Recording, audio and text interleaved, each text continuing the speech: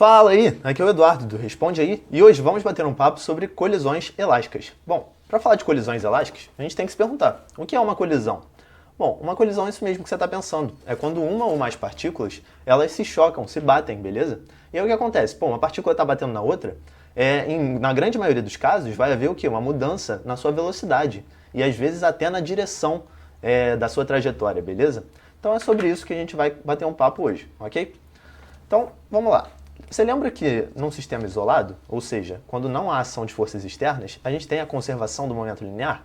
Então, a boa notícia é que quando a gente tem uma colisão, isso ainda é válido. Então, independentemente se as partículas estão se chocando, se não há ação de forças externas, o momento linear se conserva.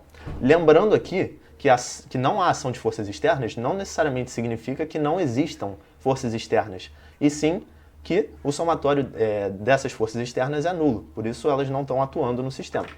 Beleza? Então vamos ver um exemplo sobre isso. A gente tem aqui duas bolinhas colidindo. A primeira estava com 10 metros por segundo e a outra estava parada. Aí elas se chocam e as duas saem com alguma velocidade. Além disso, a gente sabe a massa delas. E a pergunta é, quais são as velocidades finais, beleza? Então, vamos lá, vamos aplicar isso que a gente está usando. Se não tem forças externas atuando, ou seja, o somatório delas é nulo, a gente pode aplicar a conservação do momento linear. Então, o momento linear inicial é apenas o momento linear da bolinha 1, ok? Então, P1, 0.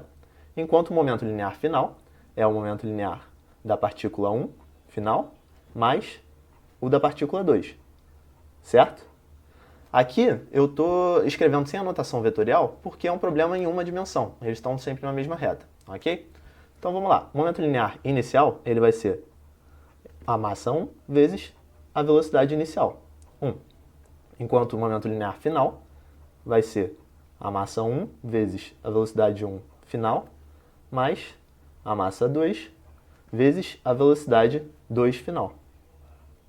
Ok? Bom, todas as massas valem 1 kg, e além disso a velocidade inicial é 10 metros por segundo. Então a gente tem que 10 é igual a V1F mais V2F. Show! Mas, pera, como é que a gente vai descobrir as velocidades finais com apenas essa equação? A gente tem uma equação e duas incógnitas. Bom, parece que está faltando informação, né? E é isso mesmo. Na verdade, está faltando informação.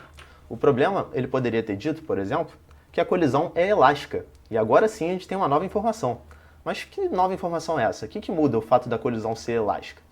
Então vamos lá. Numa colisão elástica, o que acontece?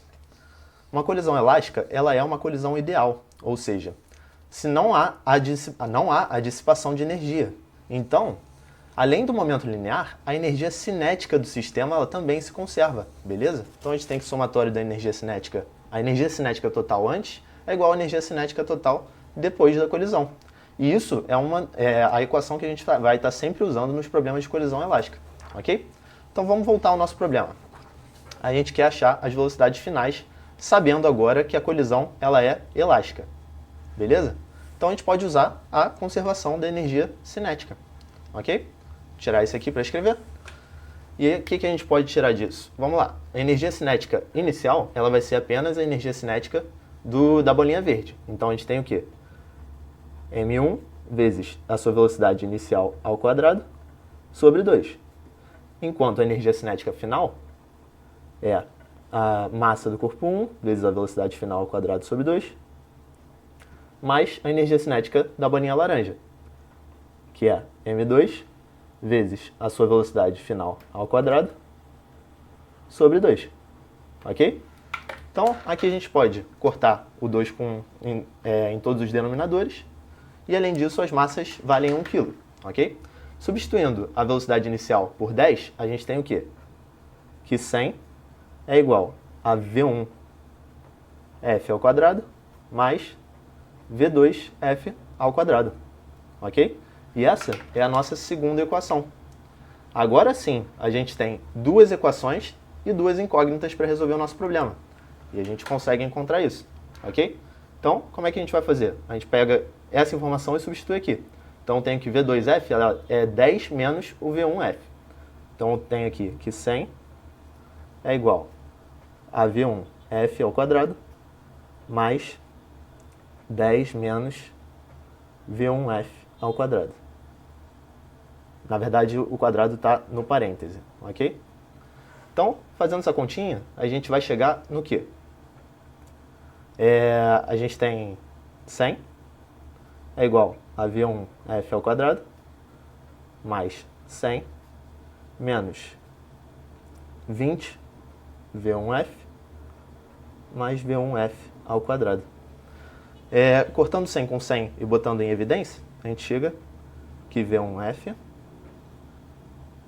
vezes 2V1F menos 20 é igual a zero.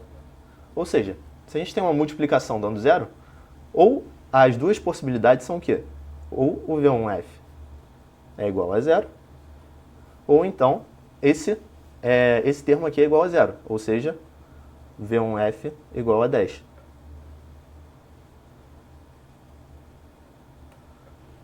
metros por segundo, certo? Bom, mas se o V1F, se a partícula 1 ela já estava 10 metros por segundo, esse resultado aqui é fisicamente impossível, porque ela vai se chocar com a outra partícula e ela vai continuar com a mesma velocidade. Então esse cara aqui é fisicamente impossível, ou seja, a velocidade final dele é zero, ok? Então, a gente sabe que V1F é igual a zero. E além disso, substituindo esse valor aqui, a gente tem que V2F é igual a 10 metros por segundo. Então a gente consegue agora encontrar as duas velocidades finais. E a gente viu o quê? Que na verdade a bolinha verde ela vai sair da colisão parada, ok? Elas trocaram de velocidade. Então, continuando aqui, vamos resumir. O que a gente tem até agora?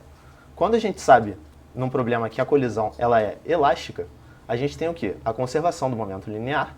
Então, essa equação a gente vai escrever dessa maneira aqui. Por exemplo, para duas partículas, a gente vai ter o momento linear inicial é igual ao momento linear final. Enquanto a gente também vai ter a conservação da energia cinética. Ou seja, escrevendo essa equação para duas partículas, a gente vai ficar com uma cara da expressão assim. Beleza? Então, antes de terminar, eu gostaria de falar de um caso, por exemplo, em mais de uma dimensão. Agora a gente tem uma colisão em duas dimensões. Por exemplo, essa aqui. A gente tem que as partículas elas saem da colisão em direções diferentes, ok? Então, o que a gente vai fazer nesse caso? A gente pode trabalhar com a independência dos eixos, ou seja, numa conservação do momento linear, a gente pode conservar o momento linear tanto no eixo x quanto no eixo y. Então, a gente pegaria as componentes da velocidade de cada uma delas, ok? E conservaria separadamente, que fica bem mais fácil de trabalhar, certo? Além disso, a equação da energia cinética ela também é válida, mas lembrando que a energia cinética ela é um escalar, então nada de separar nos eixos, certo? E qual velocidade que entraria na conta de energia cinética? Bom, é o módulo da velocidade de cada uma, certo? Então a gente acharia as componentes em x e y, depois calcularia o módulo e assim a gente consegue aplicar na equação da energia cinética, ok? Esse vídeo te ajudou? Responde aí!